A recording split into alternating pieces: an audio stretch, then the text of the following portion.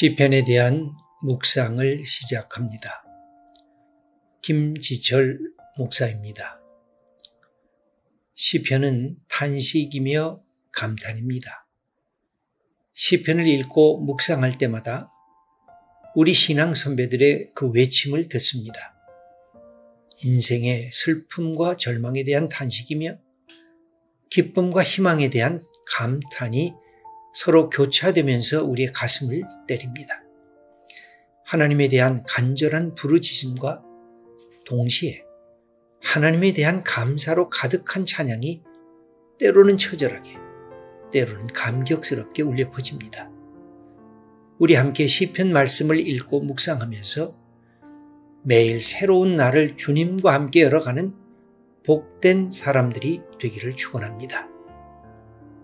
시편 1편입니다. 사랑하는 하나님, 우리를 향해 복받은 자여 라는 주님의 목소리를 듣길 원합니다. 이를 위해 우리가 선과 악을 분별할 줄 아는 지혜를 주옵소서.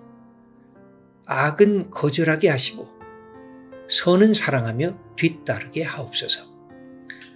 악에는 둔감하게 하시고 선에는 민감하게 하옵소서. 그래서 우리로 주님의 뜻을 온전히 이루는 복 있는 사람이 되게 하옵소서. 아멘. 시편에는 영혼의 절망도 있고 영혼의 소망도 들어있습니다.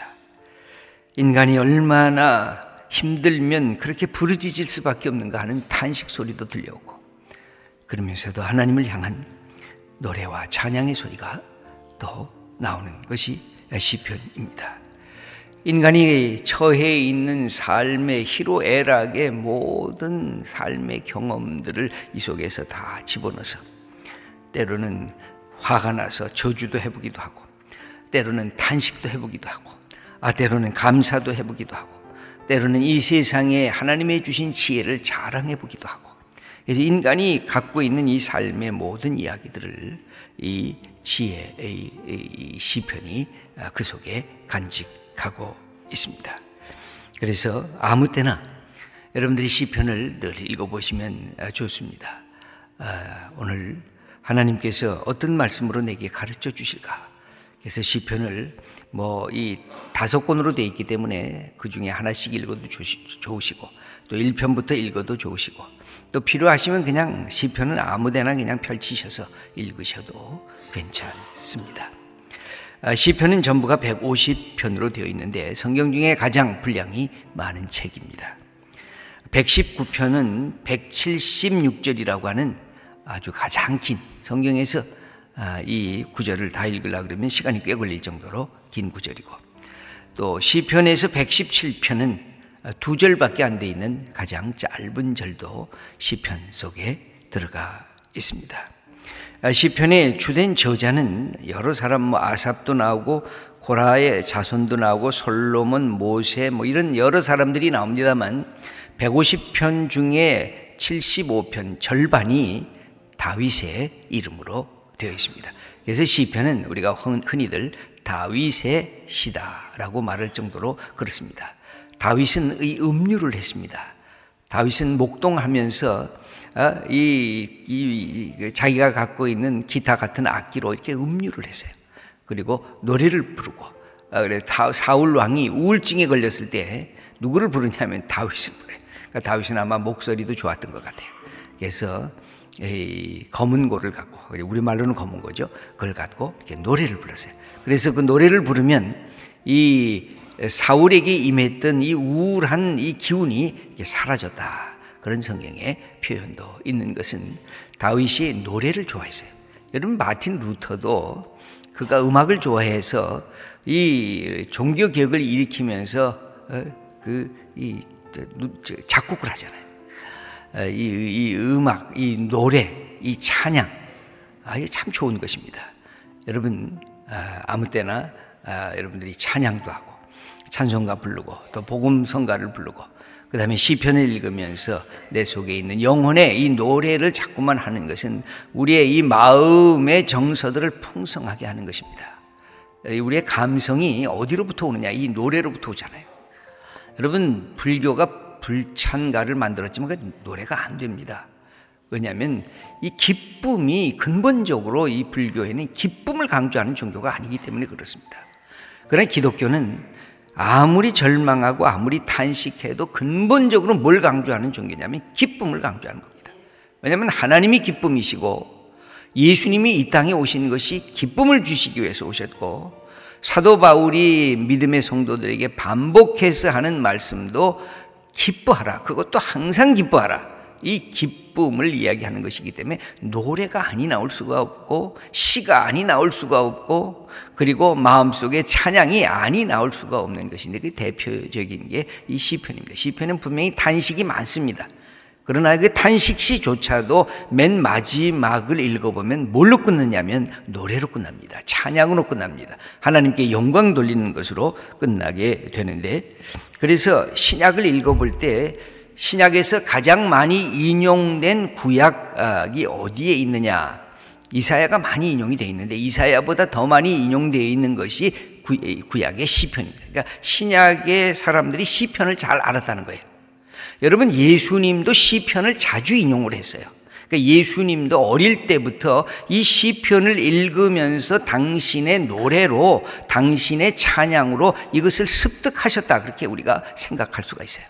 그래서 이 시편을 여러분들이 사랑하면 우리가 성경 전체를 사랑하게 되고, 시편을 사랑하게 되면 우리의 믿음의 선배들을 사랑하게 되고, 시편을 사랑하면 내 삶에 있는 그것과 우리의 신앙의 선배들이 갖고 있었던 것이 어떻게 그렇게 비슷한지, 그리고 그것을 통해서도 어떻게 하나님을 찬양하고 하나님을 노래할 수 있는지를 우리가 배우게 되고 경험하게 되는 것입니다. 신약에 360번의 구약 인용에 나오는데 무려 110번 이상이 이 시편을 인용하고 있는 것을 보면, 신약의 이 모든 이 저자들도 구약을 사랑하되 무엇보다 시편을 사랑했다고 하는 이야기입니다. 이 시편 1편은 시편 150편 전체의 일종의 머리글처럼 하나의 제목시라고 할 수가 있습니다. 이 전체를 아우르는 이 1편에서 시편이 어떻게 흘러갈 거다라고 하는 그 사실을 우리들에게 이야기해 주고 있는데, 무엇보다 하나님을 사랑하는 사람들이 하나님의 축복을 받는다는 사실을 이야기를 하면서 시작을 그렇게 하고 있습니다. 1절 말씀을 우리 한번 함께 읽겠습니다. 복 있는 사람은 악인들의 꾀를 따르지 아니하며 죄인들의 길에 서지 아니하며 오만한 자들의 자리에 앉지 아니하고, 이렇게 시작이 되어 있는데, 우리말은 복이 있는 사람은, 우리말 번역도 아주 좋습니다. 그런데 영어 번역을 보면 Blessed is the man, 이렇게 되어 있습니다. 이것은 히브리어 이 구문과 비슷합니다. 히브리어 구문도 시작이 어떻게 되면 복되도다, 이렇게 시작을 합니다. 복되도다 이 사람, 이렇게 시작이 됩니다. 그러면서 이 사람이 어떤 사람인가가 쭉 설명이 되는데 일종의 감탄사로 시작을 하는 겁니다. 그러니까 이 시편은 감탄사예요. 여러분, 예수 믿는다는 것에 우리 속에 이 감탄사가 빠지면 우리 영혼의 노래가 멈춰서게 됩니다. 예수 믿는가? 오늘 하나님 아침에 일어나면서 내 심장이 아직 뛰는군요. 감사합니다. 하나님, 내가 호흡할 수 있군요. 감사합니다. 하나님, 어제 잠자다가 내 인생 끝내지 않고 또 새 하루를 주셨군요. 감사합니다. 이게 내 인생의, 내 자신의 삶의 이 순간 하나하나가 하나님이 내게 주신 삶의 축복으로 경험이 될 때 내 영혼이 노래하면서 감사하면서 하나님을 찬양할 수가 있어요. 우리가 감사를 해야 된다 그러는데 감사가 잘 생각이 안 나는 것은 왜 그러냐? 이 감탄사를 잃어버렸기 때문에 그렇습니다. 감탄사가 뭐예요? 내 삶의 자리에 다가오는 하나님의 이 손길을 깨닫는 거거든요. 하나님께서 나를 어떻게 타취해 주시는가? 하나님께서 내 영혼을 어떻게 타취해 주시는가? 하나님께서 내 머리에서부터 발끝까지 성령의 기름을 주어 주시면서 나를 어떻게 타취하시는가를 경험하고 내 이 모든 오장육부와 내 생각과 내 말과 내 행동, 내 이 몸 하나하나가 하나님께서 주시는 삶의 축복인 것을 경험하고 이 감탄사가 나옵니다. 바로 내 옆에 사랑하는 사람을 주신 것을 감탄하고, 내게 주신 이 일을 할 거리가 있는 것을 감탄하고, 그리고 내게 아직도 시간의 여유가 있는 것을 감탄하고. 여러분, 이 모든 것에 이 감탄할 수 있는 능력, 이게 믿음의 사람들이 갖고 있는 정서적인 이 능력인 것입니다. 그런데 여기에 시작은 복 있는 사람이다. Blessed is the man. 복되도다, 이 사람. 복되도다라는 것입니다. 그러면서 이 감탄문으로 이 기쁨과 부러움이 배어나오는 그 말씀 속에 들어가 있는 것을 보게 됩니다. 이 복 있는 사람이 어떤 사람이 그러면 복이 있는 사람이냐? 여기 이제 시작은 복 있는 사람이지만 놀랍게도 이 마지막 6절을 보면 망하리로다. 그러니까 이 망하는 사람과 복 있는 사람을 대비하고 있는 것입니다. 어떤 사람이 망할까? 어떤 사람이 복이 있을까? 먼저 복 있는 사람을 규정을 하고 있는데, 거기 우리의 1절을 보면 다 아니하고 아니하고 아니하고 이렇게 돼 있죠. 그 다음에 2절 말씀을 한번 읽어보겠습니다. 오직 여호와의 율법을 즐거워하여 그의 율법을 주야로 묵상하는도다. 앞에 1절은 아니하고 둘째 2절은 무엇하고 이렇게 되어 있습니다. 그래서 이 복 있는 사람이 되려고 하면 아주 중요한 것이 있습니다. 복 있는 사람은 뭔가 하기만 하면 복 있는 사람이 되는 게 아니라 안 할 것과 할 것을 먼저 분별할 줄 알아야 복 있는 사람이 시작이 되는 것입니다. 복 있는 사람은 운명적으로 당신은 복 있는 사람이구나, 당신은 복이 없는 사람이구나, 이게 운명적으로 우리를 구별하시는 것이 아니라 우리가 어떻게 하나님 앞에서 어떤 삶의 자세로 내가 결단하고 내가 용기를 갖고 도전할까에 따라서 복 있는 사람이 될 수도 있고 복 없는 저주받은 사람이 될 수도 있다고 하는 것입니다. 그러므로 하나님께서는 우리에게 자유를 주셨고 우리에게 결단할 수 있는 그 여유도 주셨고 우리가 인생을 살면서 용기 있게 담대하게 도전하라고 하는 그런 마음을 우리에게 주셨습니다. 그냥 예수 믿으면 운명론처럼 우리 인생이 고정화되는 것이 아니라 하나님 앞에서 분별력을 갖고 아니할 것은 아니하고 해야 할 것은 내가 거기에 집중해서 하게 되는, 그것이 복 있는 사람이 갖고 있는 삶의 태도라고 우리에게 가르치는 것입니다. 그럼 복이 있는 사람은 아니하는 것이 뭘까요? 여기 보면 첫 번째 보면 악인들의 꾀를 따르지 아니하며 죄인들의 길에 서지 아니하며 오만한 자들의 자리에 앉지 아니하고, 여기에 이것이 점점 이렇게 이 강도가 깊어지고 있습니다. 제일 처음에는 따르지 아니하며, 그 다음에 길에 서지 아니하며, 마지막에는 앉지 아니하고 따라갔다가 섰다가 주저앉았다는 겁니다. 이 강도가 더 세지는데 거기에도 이 말들이 더 하나하나가 더 커집니다. 제일 처음에는 악인들이라고, 두 번째는 죄인들이라고, 세 번째는 오만한 자들이라고 표현하면서 인간이 갖고 있는 이 악성의 모습을 더 확대하고 인간이 그 속에 빠져들어가는 그 상황을 더 심도 있게 그렇게 상승작용 속에서 이야기를 하는 것입니다. 여러분, 그래서 예수 믿는 사람들에게 중요한 것이 있습니다. 하는 것도 용기지만 여러분, 하지 않는 것도 용기예요. 내가 잘못된 것은 안 하겠다, 용기예요. 예수 믿는 사람들은 노를 잘 못하잖아요. 누군가가 부탁을 하면 노를 못해요. 예수 믿으면요. 내가 예수 믿는데 이거 노를 할 수 있을까? 근데 노를 해야 돼요. 아무 때나 노를 하는 게 아니라 잘못된 것에 대해서 노, 아니요, 해야 됩니다. 이것은 하나님이 기뻐하시지 않는 것입니다. 노, 아니요, 이렇게 선언을 해야 돼요. 우리가 이 노를 못해서 얼마나 막 우리 인생이 이렇게 막 이끌려 다녀요. 친구가 일로 가자 그러면 일로 가고, 절로 가자 그러면 절로 가고, 의리가 있냐 의리가 없냐 하면 또 의리 때문에 또 따라가고, 내가 지금 멈춰야 할 텐데 멈추질 않는 거예요. 내 주관이 없이 남에 의해서 내가 살아가는 거예요. 나 자신이 하나님 앞에서 바로 서야 진정으로 남을 도와줄 수가 있습니다. 여러분, 인생의 비결은 남의 중심으로 살아서 내가 서는 게 아니라 내가 바로 서야 남을 사랑하고 남을 도와줄 수가 있어요. 그래서 하나님이 늘 말씀하시기를 내 이웃을 사랑하되 네 몸처럼 사랑하라. 네 몸을 사랑할 줄 알아야 이웃들도 사랑하고, 내 인격을 존중할 줄 알아야 남의 인격도 존중하고, 내가 얼마나 가치 있는 사람인 줄 알아야 남도 가치 있는 사람인 줄 알아서 남을 배려할 줄 아는 것이지, 남에 의해서만 움직이면 네가 어디에 서 있는지를 모르면 그 남이라고 하는 것이 하나님이 아니지 않느냐. 하나님처럼 올바른 생각, 올바른 판단, 올바른 결정을 하는 존재가 아니지 않느냐. 여러분, 남편과 아내, 부모와 자식도 마찬가지예요.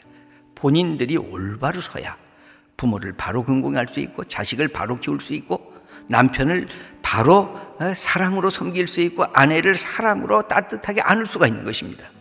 이것을 우리가 잘 못해서 우리가 그냥 사람에 의해서 움직이는데, 여기 보면 악인들의 꾀를 따르지 아니하고 죄인들의 길을 서자. 이게 자꾸만 깊어진다는 거예요. 한번 빠져들기 시작하면 빠져나오기가 힘들다는 거예요. 그러면서 오늘 복이 있는 사람은 하지 말아야 할 것뿐만 아니라 바로 해야 할 것을 가르치고 있습니다. 그러니까 하지 않는 것도 여러분 믿음의 행위예요. 사랑의 행위도 하지 않는 거예요. 고린도전서 13장을 제가 종종 얘기하잖아요. 사랑은 교만하지 아니하고 불의를 기뻐하지 아니하며, 사랑조차도 아니하는 거예요. 사랑은 무조건 하는 게 아니에요. 사랑은 안 해야 될 것은 안 하는 게 사랑이에요. 믿음도 안 해야 될 것을 안 하는 게 믿음이에요. 우리가 그런 점에서 조금 더 담대해야 돼요. 예수 믿는 사람들이 더 확실해야 돼요. 예수 믿는 사람들이 진정한 용기를 가져야 돼요. 안 해야 될 것을 거절하는 것. 그건 사랑도 그렇고 믿음도 그래요. 그럼 뭘 해야 되느냐? 2절 말씀을 우리 함께 읽겠습니다. 오직 여호와의 율법을 즐거워하여 그의 율법을 주야로 묵상하는도다. 우리의 표준은 그래서 어디에 있어요? 이 여호와의 말씀, 하나님의 말씀. 신약으로 보면 하나님의 말씀이신 예수 그리스도. 항상 우리의 표준은 예수 그리스도예요. 예수 그리스도를 우리가 묵상하고, 그분이 말씀이시니까 우리가 그분을 바라보는 거예요. 그분을 묵상하게 되고 그 율법을 주야로 우리가 묵상한다. 이 즐거워한다, 묵상한다. 이 묵상한다는 것은 비둘기가 먹이를 주면 고고고고 하면서 소리 내면서, 좋아서 소리 내면서 먹는 거. 이 사자가 먹이를 딱 붙잡고 으르렁으르렁 대면서 먹는 거. 이게 내 거다는 거죠. 내가 그것을 즐거워한다는 거예요. 내가 즐긴다는 거죠. 하나님의 말씀을 즐거워하는 거. 이 믿음의 선배들이 갖고 있는 것 중에 하나가 말씀은 내게 즐거움이다. 여러분, 시편 119편이 그 얘기를 하잖아요. 여호와의 말씀이 마치 내게 이 꿀송이와 같이 달도다. 이 말씀에 대한 사모, 이 말씀을 사랑하고 말씀을 읽는 게 내 인생의 즐거움이 되면요, 그게 다 된 거예요. 여기에 말씀을 즐거워하고 말씀을 주야로 묵상한다. 그렇게 됐을 때 어떤 결과가 일어나느냐? 3절 말씀을 읽어보겠습니다. 그는 시냇가에 심은 나무가 철을 따라 열매를 맺으며 그 잎사귀가 마르지 아니함 같으니 그가 하는 모든 일이 다 형통하리로다. 그래서 오늘 말씀은 그것입니다. 복을 받는 비결은 내가 돈을 많이 벌어서 복이 아니라, 권력이 있어서 복이 아니라, 내가 세상에 명예가 좀 있어서 복이 아니라, 우리 하나님께서 우리에게 가르쳐 주시는 것은 잘못된 것은 아니요, 하나님이 기뻐하시는 말씀은 예, 이렇게 받는 게 이게 복이라고 하는 말씀입니다. 올 한 해 복 있는 사람, 하나님의 정말 복덩이, 내가 하나님의 복덩이다. 하나님이 나를 복 있는 자로 세우신다. 그럼 그 우리가 해야 할 일이 있습니다. 거절하는 용기, 그 다음에 말씀을 꽉 붙잡고 말씀을 묵상하고 즐거워하는 용기. 올 한 해 이 귀한 복이 있는 사람들 다 되시기를 축원합니다.